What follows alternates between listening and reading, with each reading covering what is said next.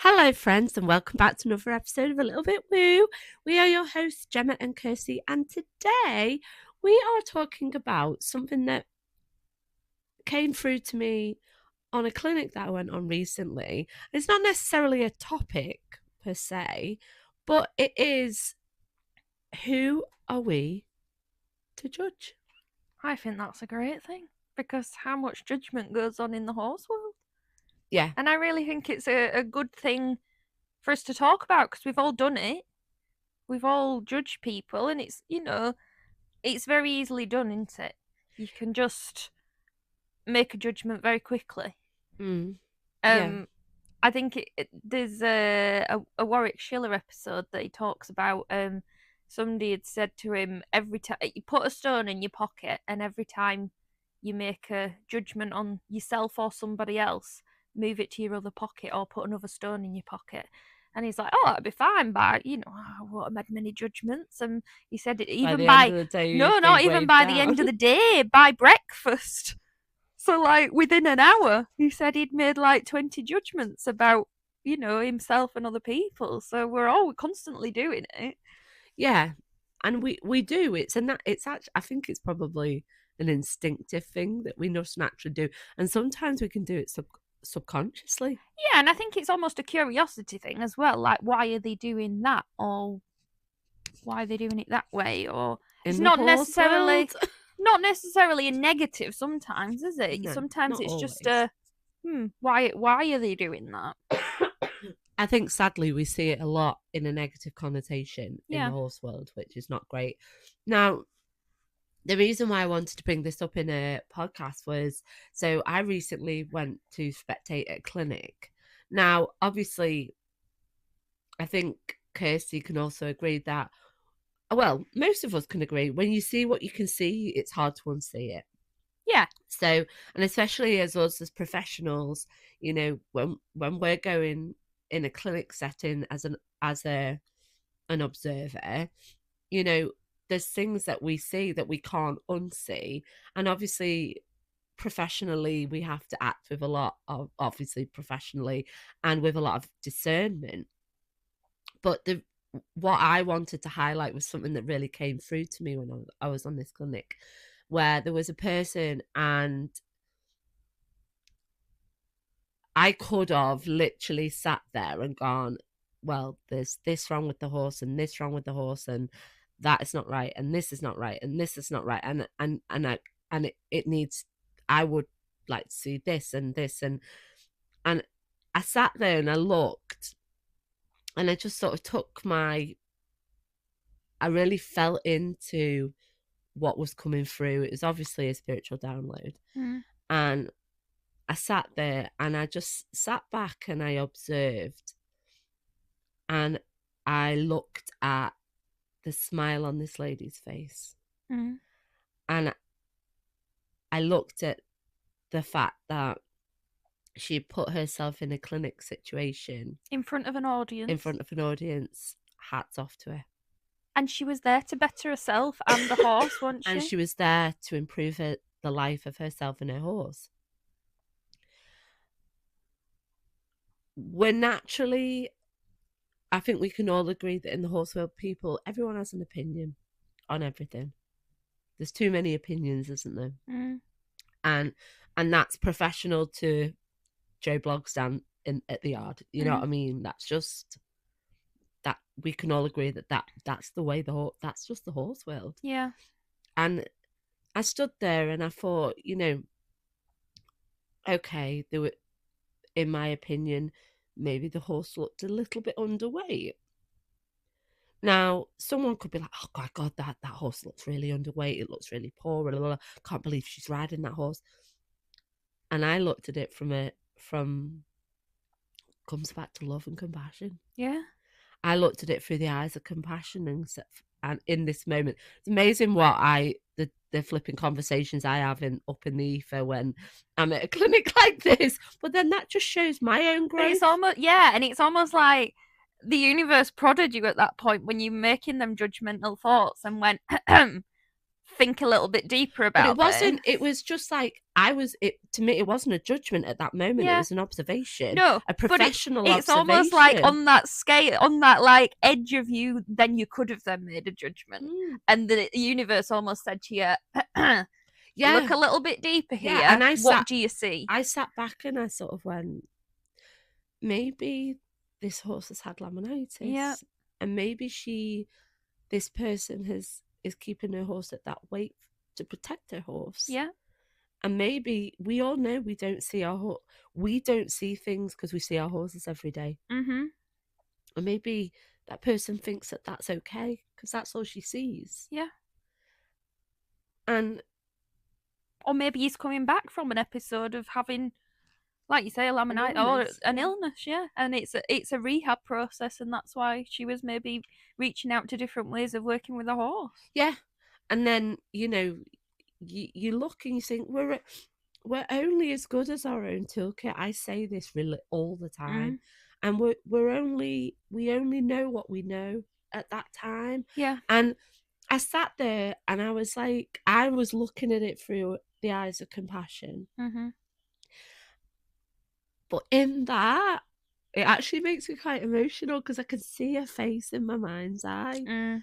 The light that was coming out of her eyes. Could you see her joy? Yeah. Yeah. She just looked so happy. And her horse was tootling. And she got off it when she was like, I think we've had enough for today. So she was honouring him. Sorry, I'm a bit croaky. She's been on an aeroplane again, and she comes back with another cold. You can see back again. Last time I had a cold, I'd come back from Mallorca. So sorry if I sound husky again. Some may call it sexy. Don't be pushing it on OnlyFans. I could earn a fortune. Gemma and her husky voice. Yeah, off. What? There we go. So yeah, but the light in her eyes and the joy, and I just sat there and I thought, who are we to judge? Yeah, I often get this with people, especially I go to quite a few yards where like you can see arenas and things from where I'm working, and they're like, oh, look at her over there and this and that, and I'm like, hang on a minute. There was a moment in time when that was you, and you've actually, you've grown from that, and you've learned and you've grown, but that person's just where they're at in their journey. Like, in maybe a year's time, they'll be at where you're at, but you'll be further down the line then. So then maybe you might look at them again and say another judgment. But, we're all, it's like you say, once you know something, you can't kind of unsee it, can you? No. And it's really difficult for me because I do see all of these things now, and I'm like, oh my God, I can't turn my brain off to this. Oh no, I get it. But I have to just look through, like you say, through the eyes of compassion now and just be like, they're running at where they're at. And we almost have to then apply like the let them theory, because you can't go in there and start saying, oh, this is wrong and that's wrong and this is wrong, because but you just create pushback all the time, doesn't it? We just have to find other ways of getting the message through by education, by doing things like this, by doing the podcast. Yeah, and it's about inspiring people, and it goes back to what we've said right from the beginning of our podcast. The only way to inspire people is to uplift them. Yep. To see them where they're at and actually be like, you're doing good. Yeah. You're doing the best you can. It also sparked a conversation around the lunch table where we were talking about how the industry's changed and how different modalities are coming and how that's impacted on different other modalities. And again, this judgment, opinions, everyone's got something else to say about everybody else. And the emphasis of the conversation was, are we not doing this for the good of the horse? Yeah.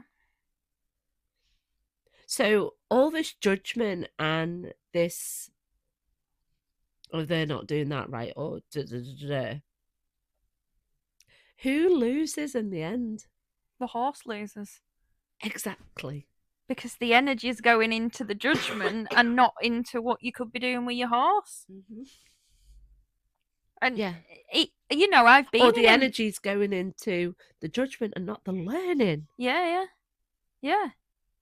And how many times have you been in situations like that? And it isn't a very nice place to be in. Where people are passing judgment. You almost get drawn into it, don't you, when people are passing judgment? You feel like you also have to kind of join in with that. And I feel over the last few years, I've really learned, through... To pivot. Yeah. To quote Mr. Cooper. A pivot. We're pivoting. We're pivoting. I do not need to be involved in that. Thank you. To almost stop the conversation in its tracks. Mm-hmm. Yeah. Don't get me wrong, we're all guilty of it. Or it's not even to stop the conversation. It's to, like you say, to pivot and say, actually, why don't we look at it like this? Like you did. You could have gone down that path of saying, oh, this is wrong, this is wrong, this is wrong. But actually, you pivoted and went, actually, what good do I see in this? Yeah. And how much better did that make you feel? Like, yeah. And it goes back to that. Again, everything comes back to love. Mm. Where, as a soul, we're put here on this earth to love. Yeah. To love each other and to be loved. Yeah. And to give love. And actually, I think a good bit of advice for people, if you're seeing something that you can't, that you will end up judging because maybe it's not aligned with how you feel, turn around, walk away. Yep. You have the right to walk away from these things. Or should we just go on to the social media situation? Well, that too. Yeah. Control, Alt, delete. We just call it the kiss of death. You know that little cross in the top corner?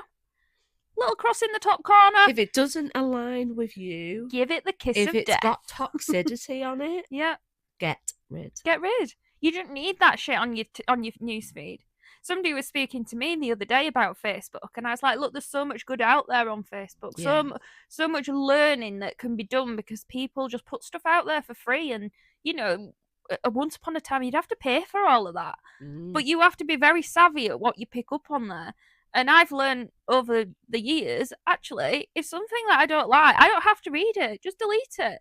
Just either delete that person or that group or whatever it is. You can delete them. And I literally have like a newsfeed now of just everything that I want to see. And it's not a depressing place to be then. No, it goes to this, where are you at in your energy and your alignment? Yeah. And your integrity for the good of the horse. Where are you at? There's so much toxicity and people out there that are throwing information in a toxic way. Yeah. And I feel like sometimes that's where you have to look at through the eyes of love and compassion. For yourself as well as for your own self. Yeah. And therefore your own horse. Yeah. Because you can see that people can end up going down rabbit holes where they're, again, it's going back to this, what we were saying about the purist on the first podcast, the purist versus realist, where people are just then getting like going, well, I don't know which way to turn, or I feel too judged, or who are we to judge starts with us. Yeah. And if we all took a bit of more accountability with that, I feel like we're all stemming to, open our hearts to a slightly more compassionate horse world. But compassion and living in your truth and living in authenticity and living in your alignment means not engaging with that toxic. Yeah, and I think sometimes you might read something and you be like, oh, well, that's not right. But actually, is it a case of you're not ready to hear that yet? Yeah. I know in the past maybe I've kind of read something and thought, well, that's not right. But actually, I maybe just wasn't ready to hear that. And I think even in them circumstances, delete that page as well. You can always re-add it. If once, a year down the line, you actually think, oh, actually, I'm a bit more, maybe there is a bit of truth in that now. But I think, the you need to look after yourself. And yeah. We are all on our own journeys, aren't we? Yeah. Of growth and discovery. And I think it also, who are we to judge, comes back to thinking about, like, where are we at in our own personal growth. Yeah. And looking at it, like you say, people might not be ready to hear the circumstance that they're in. I think it's very difficult to decipher that, isn't it? But I think, if you're trying to work on your own self-growth and self-development, then there comes a point where you actually need to sit with that and say, am I ready to hear that yet? Maybe not.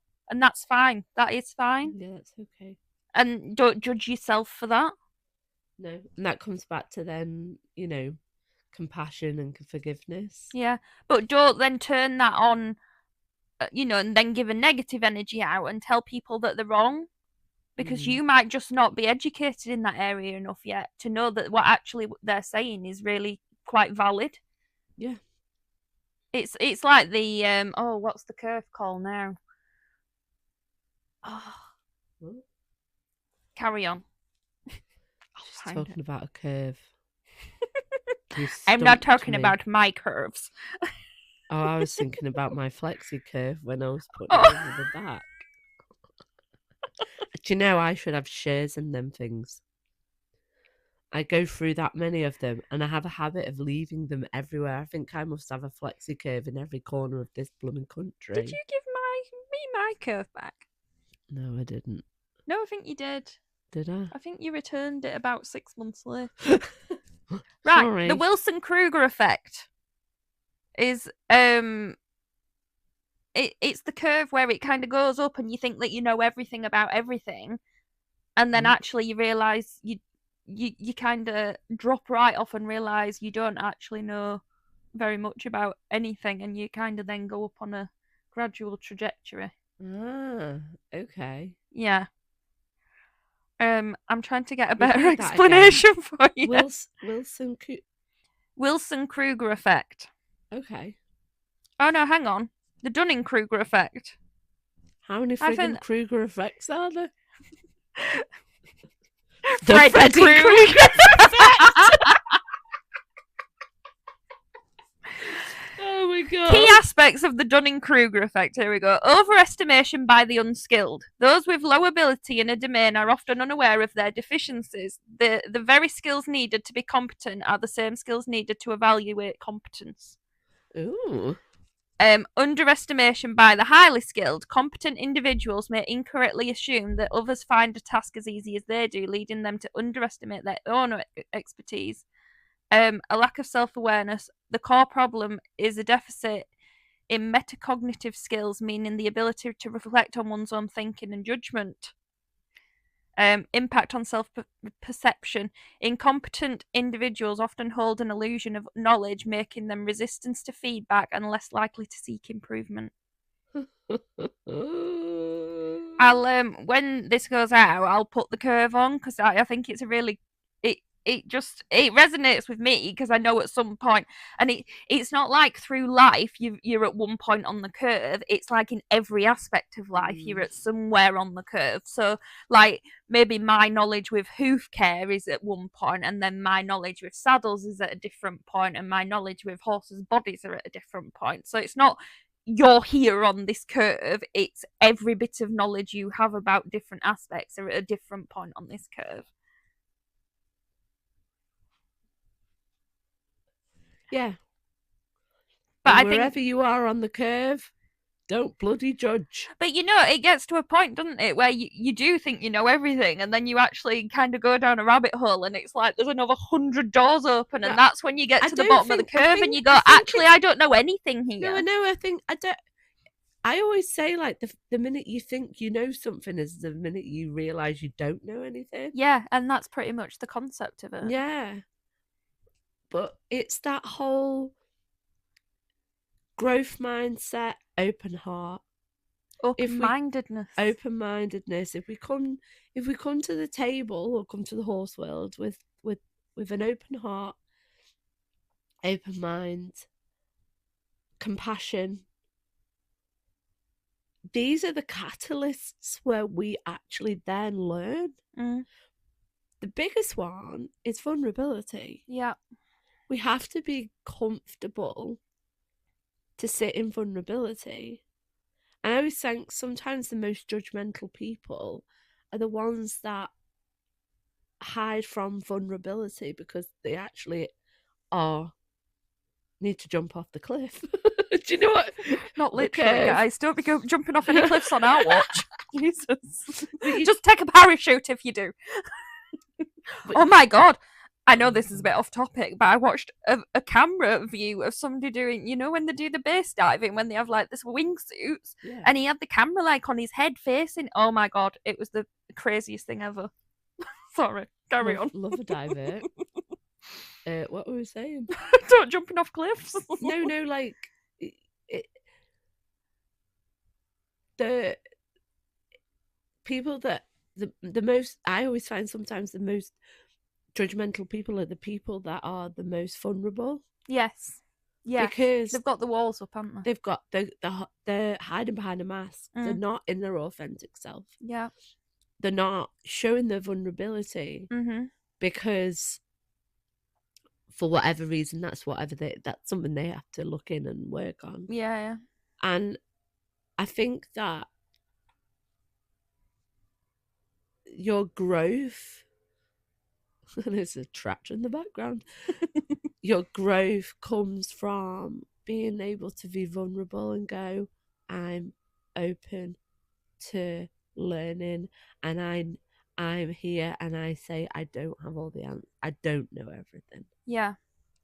And I respect somebody more for that 1,000% than them telling me they've got all the answers. Or preaching at you. Yeah. 1,000%. Yeah. 1,000%. I love learning. Like, I don't know why I'd ever want to think that I knew everything, because I just love learning. Yeah. I've always said, the day I think I've got it is the day I'll retire, because I'll never have it. Oh, she's not retiring. I know, fucking hell. I'll be still working when I'm 90. And we'll still be raving. Yeah. Why on earth, right? I literally... all I had was an image of me sit like, you know, like the scene out the Titanic at the beginning where she goes, it's been 84 years and I can still smell the fresh paint. I'll be like, I can still smell the fresh leather. I know!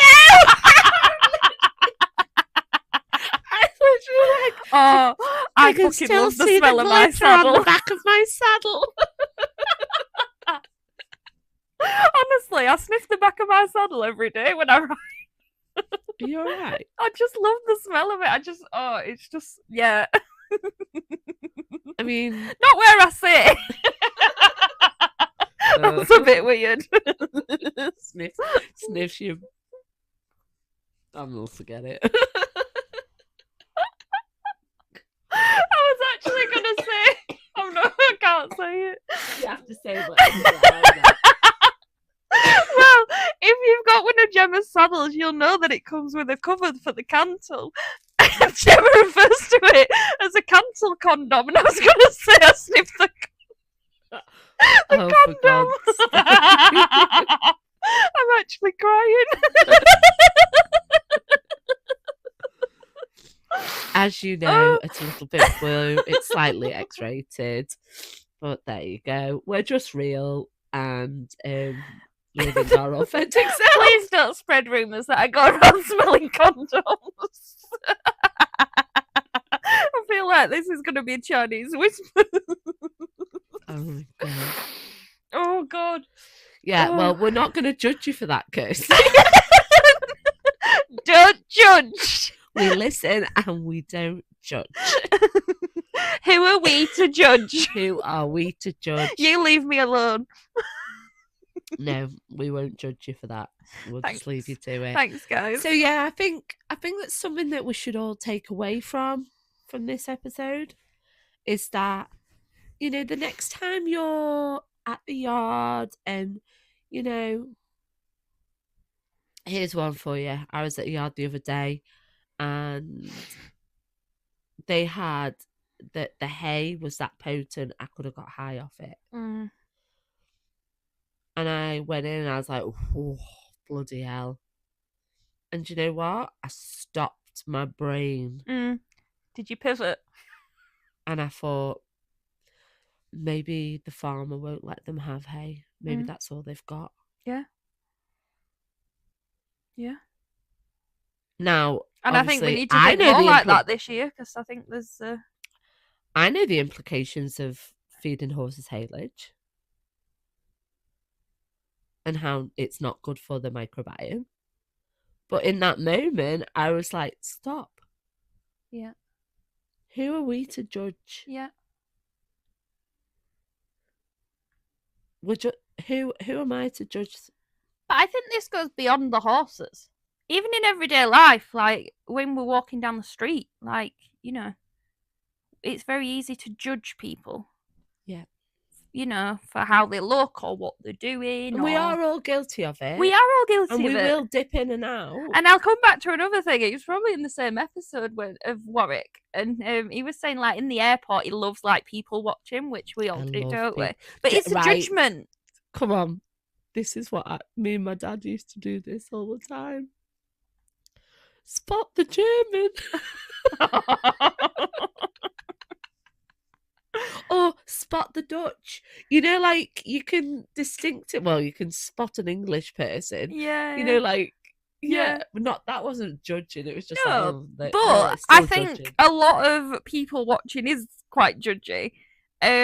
But he came up with a thing that as he was walking through the airport, instead of judging people, he'd just go, "May you be happy." But he wouldn't say it out loud. He'd just say it internally, "May you be happy. May you be happy." And he said by the end of, like, maybe walking down the terminal, he felt so much better for that, because obviously he's giving out good energy rather than it always been a negative thought. Everybody. He's hot potatoing. May you be happy. Warwick is a hot potato. Yeah. Well, we already knew that.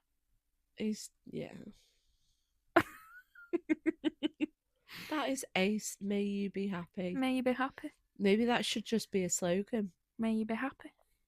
When you're at the yard and you see judgy stuff going on, or you look at a situation. Yeah. May you be happy. What would Warwick do? We need to get flipping bands with WWWD. What would Warwick do?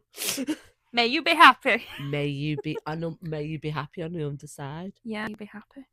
It goes back to how great is that? Like you say, if you you walked into an arena and you saw something you didn't like, and a bit like the situation you described at the beginning, and she's got a smile on her face. May you be happy. If you don't want to watch anymore, walk off. You've got the right to leave. You don't need to absorb what you're watching. You have every right to leave. So yeah. I think we need to finish on that. Oh yes. May you be happy. Guys, may you be happy this week. And we will see you next Tuesday for a little bit more woo.